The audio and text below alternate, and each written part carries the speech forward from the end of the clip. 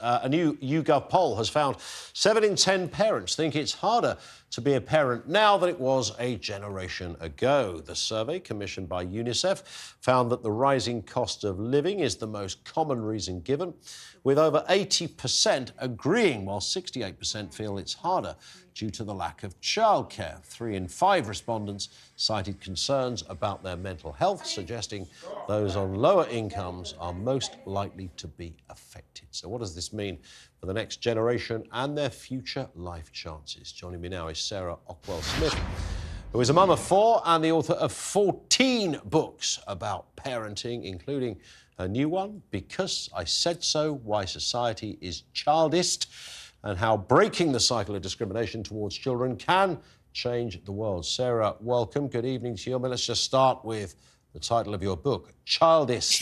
Not childish, childist. What does that mean? What's going on here? It's basically like sexism, ageism, racism, but for children. And I know you're probably thinking, gosh, what is she going on about? Children aren't discriminated against. But I guess everything we're about to talk about is proof that they are.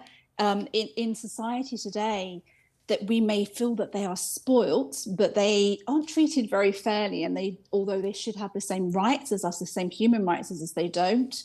One example there would be the fact that if I came into the studio and hit you, I would be arrested for common assault, yet I'm allowed to hit my child and it's perfectly legal.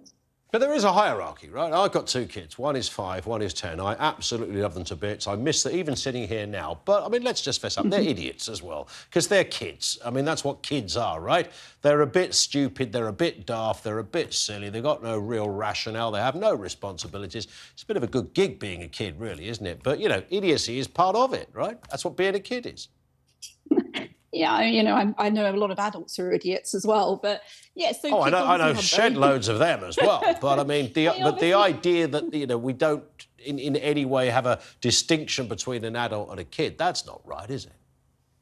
I don't know. I mean, it was illegal for me to hit a dog, so why can I not hit a child? You know, why is there that distinction that it's okay to hurt them because I'm an adult and I have power and control? Doesn't mean that we don't have discipline. Doesn't mean that I don't have boundaries and I don't say no. It just means basically treating lots a child with the same of us don't hit respect our as an kids, adult. of course, you know, and choose other forms. Yeah, and most of it is about chastisement, I guess. In terms of this idea that it's harder today.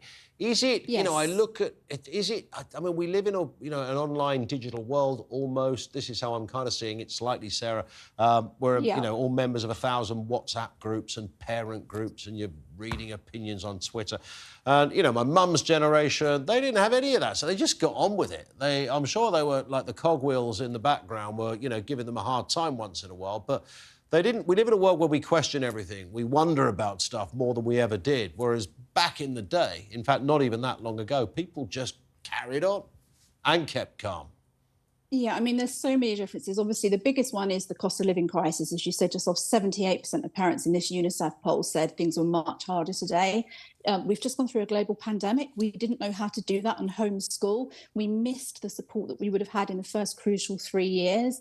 We now, you know, our NHS is crumbling, our schools are crumbling literally and figuratively. And then we have the fact that we are the very first generation tackling social media. We are the very first generation who are trying to work out how much time should I let my child have on their tablet that's educational versus too bad for them. How do I get my teenager to sleep when they, you know, constantly pinging on Snapchat? We don't know how to do that because nobody has ever lived through that before. And as parents, the internet is a blessing and a curse. It can really help us, and it's good in a way that it connects us.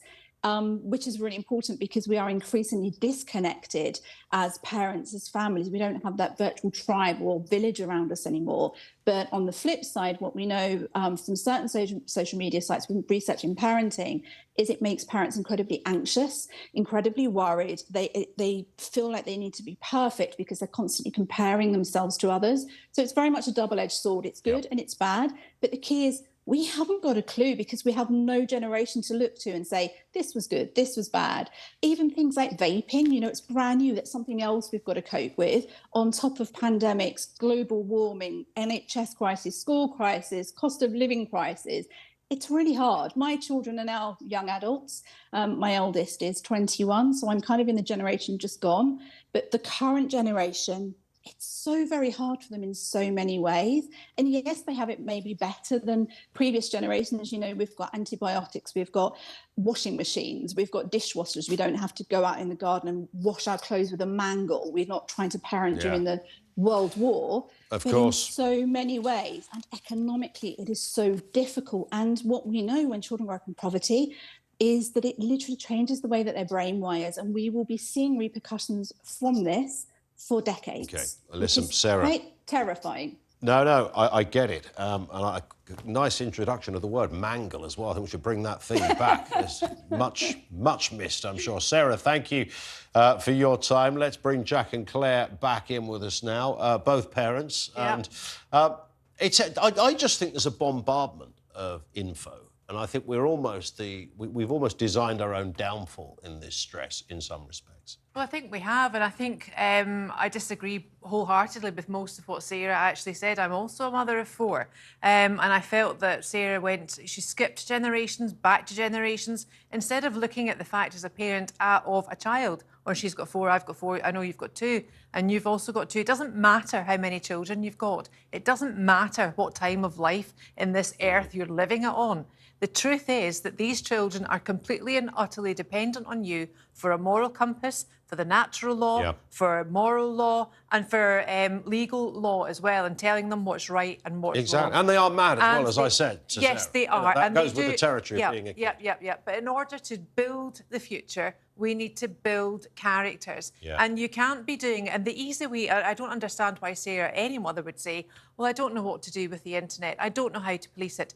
Take the iPad, take the phone off it. Because sure as eggs are eggs, as a parent, before they turn 18, you're paying for the phone. You're paying for the iPad. Therefore, it's your property. That is the... Take it away from them. I have to say, I mean, this is a more general point, I guess, Jack, about And yours parenting. aren't at that stage yet, thankfully, How old Jack. are yours? Only 4 and 2. 4 and 2. Not yet addicted to iPads. But the 4-year-old will soon know how to work a screen. Oh, so you can already do that. Yeah. Exactly. Nobody teaches. Better than I do can. that stuff. Scroll, It's swipe. incredible. I didn't teach you that. She could unlock my phone and nobody showed her how to do it. Has She's she, a magician. has she ordered anything on the internet? She's probably doing it right now in her bed. Yeah. She should be sleeping, Jack. I think it's...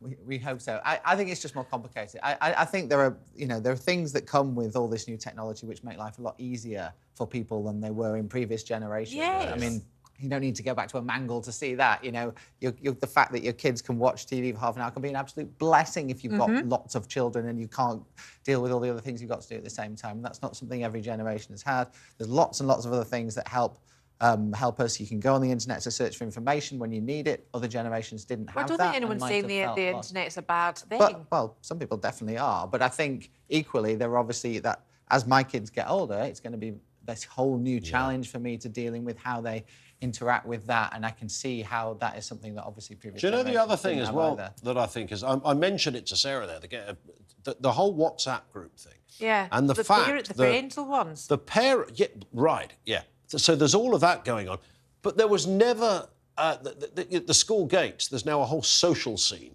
around classrooms that was never there before. It never existed. And now, I mean, I live in flipping Sevenoaks, for goodness sake. You know, the WhatsApp groups are about how to boil a kumquat. You know, it's that kind of, how to... what's the best way to sieve couscous? Where does your avocados sold out from? You can get them here. It is, but the point is that everybody's comparing each other. Oh, is your kid doing this? Are they doing that? Are they part of this Isn't group? that really Are they joining sad, this though?